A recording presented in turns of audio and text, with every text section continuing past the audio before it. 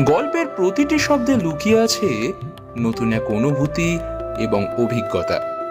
রহস্য, রোমাঞ্চ, ভালোবাসা ও জীবনের নানা গল্প নিয়ে আমরা হাজির আপনার কাছে।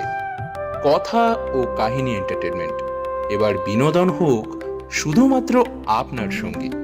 শুরু হোক বিনোদনের নতুন অধ্যায়।